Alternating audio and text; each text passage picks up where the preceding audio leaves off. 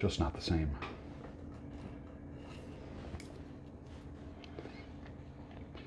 Stirring the coffee with chopsticks using the vortex method, the only true way to optimize the taste of your coffee at the molecular level.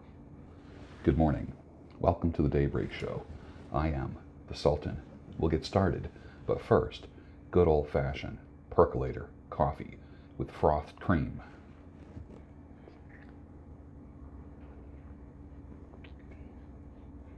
Perfect. Absolutely perfect. I love it. For a Wednesday morning, this is so good.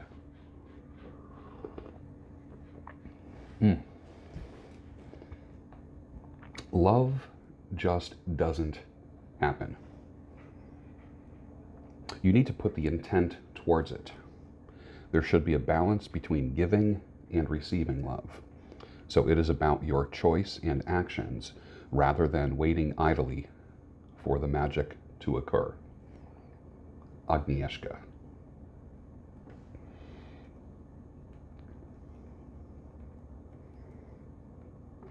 What happened to men? I posted that on Twitter. Someone said, "Oh, that's a kilt. It's been around for centuries." I'm like, no kidding. I know kilts. I like them. Look at the bottom picture, then look at the top picture and answer my question. What happened to men? We make men without chests and expect of them virtue and enterprise. We castrate geldings and bid them to be fruitful, and then we're shocked to find traitors in our midst. C.S. Lewis, 1943.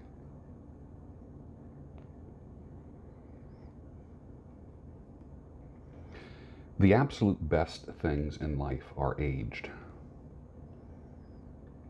and seasoned.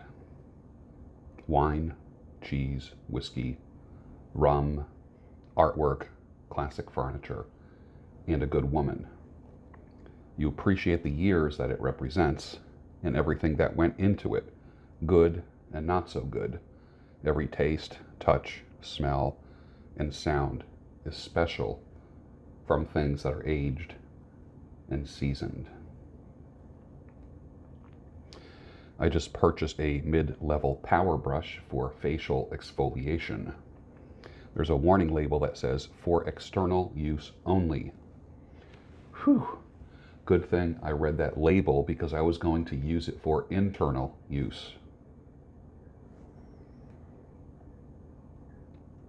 I bet you that I can misplace a chapstick faster than you can listen to this. Wait, where's my chapstick? I buy them by the 5-pack.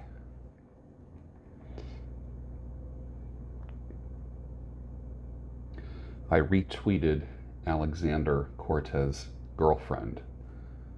She tweets about 8 hours ago. Hong Kong, life expectancy 84 years. Meat consumption per capita 153 kilograms. World's highest meat consumption. Versus India, life expectancy 68 years. Meat consumption per capita 4 kilograms. The world's lowest meat consumption. Thank you, Preethi. I've read that information before and I'm glad you brought it up again. I appreciate it. And it was good to meet you. Do you think in 1952 women said, "If you voted for Eisenhower, swipe left"? No Eisenhower voters for me. Sounds ridiculous, doesn't it? Welcome to 2019. If you are quirky, don't try to be cool. The right people and circumstances will be attracted to you for that quirkiness. So embrace it. I'll never forget a guy, I cut his hair. And when he was a little kid, he had brain surgery. So he had a scar from ear to ear. And he grew his hair long to cover that scar. Big zipper across his head. And he came in and I said, the usual usual haircut. And he says, no. He says, I want to buzz it down. And I stopped and I said, you want to buzz it down? He says, yeah. I said, well, then people are going to see the scar. He says, I know. I made a decision that I want to embrace that which makes me different. And that was, wow, that was so profound. I'll never forget that. So, embrace what makes you different. You got big ears, you got a big nose, you don't have symmetry in your face, you can't grow a beard or a full beard, or you lost your hair, you're losing your hair, you got a weird body shape, whatever makes you different, and whatever makes you hesitant to show, or that you're constantly hiding, you know what? Let it rip. Let it rip. Embrace what makes you different. Historically, all my online arguments are with young, know-it-all, red-pilled guys. Red-pilled guys. Not even hardcore feminists are as prickly as these pricks.